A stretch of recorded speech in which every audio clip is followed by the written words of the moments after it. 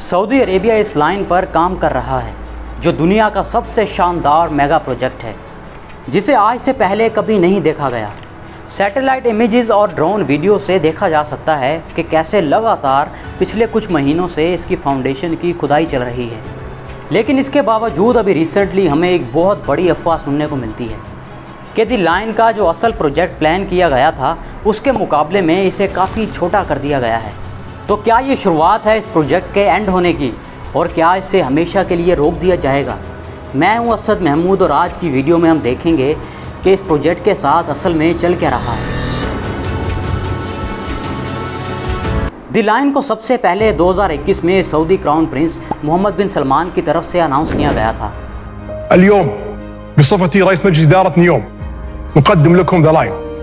वैसे आप में से भी कई लोगों ने इसके बारे में पढ़ा या फिर सुना तो ज़रूर होगा, लेकिन फिर भी मैं आपको थोड़ा सा इसका बैकड्रॉप देता चलूँ। इस प्रोजेक्ट को प्लान किया गया था एक फ्यूचरिस्टिक सिटी के तौर पर, जिसकी लंबाई 500 मीटर और ये एक स्ट्रेट लाइन की शक्ल में 170 किलोमीटर तक होगी, जिसे सऊदी अरेबिया के डेजर्ट में बनाया जाना है। ये लंबाई पर फैली बिल्डिंग ऐसे ही है जैसे वन वर्ल्ड ट्रेड सेंटर्स की 2800 बिल्डिंग्स को एक ही रो में खड़ा कर दिया जाए। इस 170 किलोमीटर लंबी बिल्डिंग में 90 लाख लोग रह सकेंगे। इसमें ना तो कोई कार चलेंगी और ना ही कोई ग्रीन हाउस इमिशंस होगी, और ये पूरा शहर रिन्यूएबल एनर्जी पर चलाया जाएगा। दी लाइन में AI का भी बहुत ज़्यादा यूज़ किया जाएगा जो कि लोगों की एक्टिविटीज़ को ट्रैक करेगी। अगर कोई क्राइम की सिचुएशन बन जाती है तो ये रियल टाइम में सारा डाटा सिक्योरिटी फोर्सेस को भेजेगी ताकि वो फौरी तौर पर इन इंसिडेंट से डील कर सकें। और ये सब सऊदी अरेबिया का एक बहुत बड़ा प्रोजेक्ट नियोम का हिस्सा है।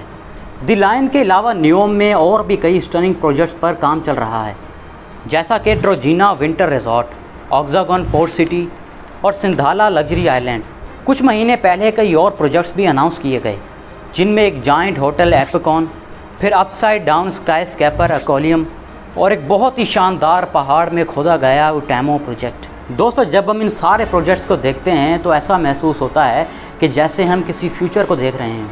लेकिन जब पहली बार इस प्रोजेक्ट के बारे में लोगों ने सुना था तो लोग ख्याल करने लगे कि ये तो सिर्फ ख्याली बातें हैं, ऐसा तो अभी बिल्कुल मुमकिन नहीं। और कई लोगों ने कहा कि ये एक पब्लिसिटी स्टंट है और ये बड़े बड़े दावे कभी पूरे नहीं हो सकते। मगर पिछले साल से अब तक कई लोग हैरान हो गए जब उन्होंने सैटेलाइट इमेजेस में देखा कि इस प्रोजेक्ट पर तो वाकई में ही बहुत तेज़ी से काम हो रहा है, और ना सिर्फ छोटे हिस्से बल्कि ऐसा लगता है कि जैसे सभी टीम्स एक ही वक्त में पूरे 170 किलोमीटर की खुदाई कर रही हैं। इवन कि इस लाइन को हम आउटर स्पेस से भी देख सकते हैं। नियोम के बाकी प्रोजेक्ट्स 2030 तक कंप्लीट होने थे, लेकिन दी लाइन प्रोजेक्ट्स को कुछ पार्ट्स में कंप्लीट किया जाना था और हर एक पार्ट को कंप्लीट होने में 30 साल तक लग सकते थे, जबकि मोहम्मद बिन सलमान चाहते थे कि 2030 तक एटलीस्ट एक पार्ट तो कंप्लीट हो जाए ताकि 15 लाख लोग यहाँ पर आकर रह सकें।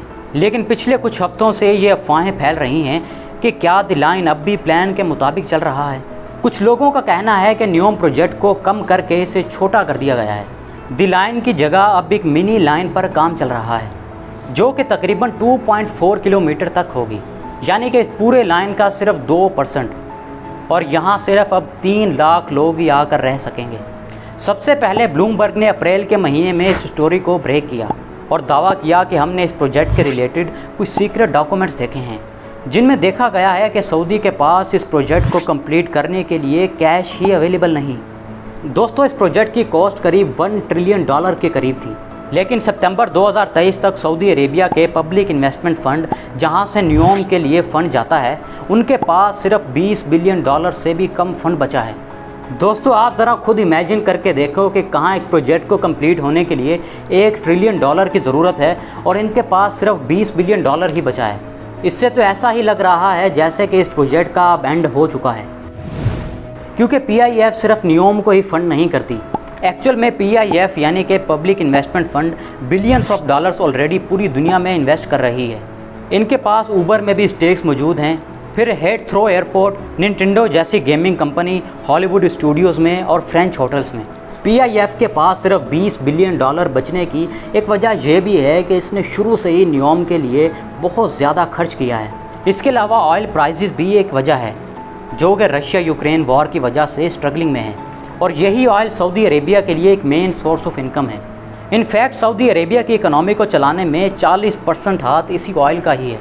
नियोम के लिए फंड्स ना होने की वजह से आज सऊदी अरेबिया कभी शंघाई जाता है तो कभी बीजिंग, ताकि इस प्रोजेक्ट के लिए फ़ंड इकट्ठा किए जा सकें।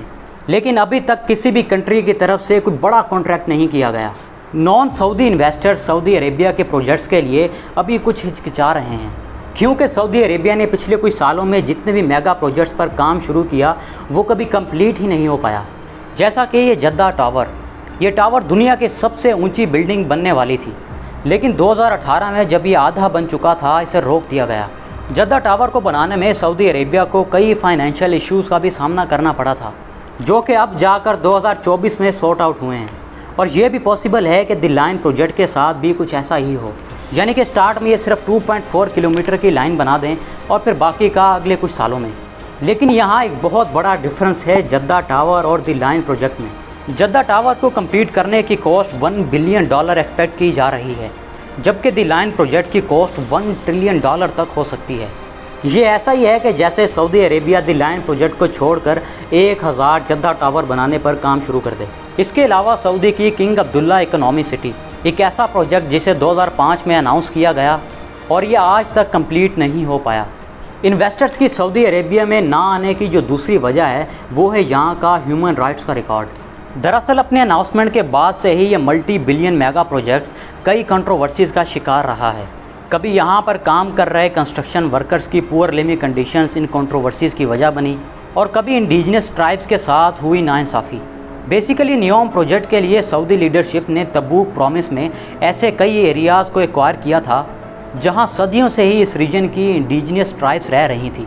13 अप्रैल 2020 में अब्दुल रहीम के नाम से एक शख्स ने एक वीडियो के ज़रिए सऊदी लीडरशिप पर यह इल्ज़ाम लगाया कि गवर्नमेंट ज़बरदस्ती उन्हें अपने घरों से निकाल रही है। إخراج الناس ترحيلهم من أرضهم تقدروا تسموه تهجير قسري.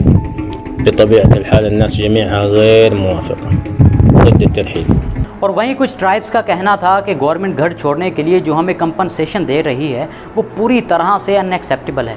अब आप में से कई लोग ये सोच रहे होंगे कि हमने तो ऐसा कभी नहीं सुना।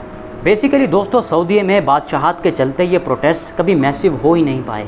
चंद लोगों ने यह हिम्मत की कि उन्होंने अपने घर छोड़ने से ही इनकार कर दिया, तो उसका रिज़ल्ट ये निकला कि उन्हें सज़ाए मौत सुना दी गई। इसके अलावा कई इन्वायरमेंटलिस्ट का कहना है कि द लाइन प्रोजेक्ट्स की दीवारें गिलास के होने की वजह से ये बर्ड्स को कंफ्यूज कर सकती हैं, जो कि सीज़न चेंज होने की वजह से एक जगह से दूसरी जगह माइग्रेट करते हैं। और फिर सऊदी अरेबिया की अपनी नेबरिंग कंट्रीज़ के साथ जो मसले चल रहे हैं वो भी इन्वेस्टर्स को यहाँ आने नहीं देते, जैसा कि सऊदी का यमन के साथ रिलेशन। एक बड़ी फ्लोटिंग सिटी जिसके बारे में मैंने आपको स्टार्ट में बताया था, ऑक्सागोन, जो कि सुइज़ कैनाल के करीब बनाया जा रहा है। ये एक शिपिंग रूट है जो मेडिटेरेनियन सी को रेड सी से कनेक्ट करता है। और आपको पता है कि इस वक्त रेड सी में क्या हो रहा है?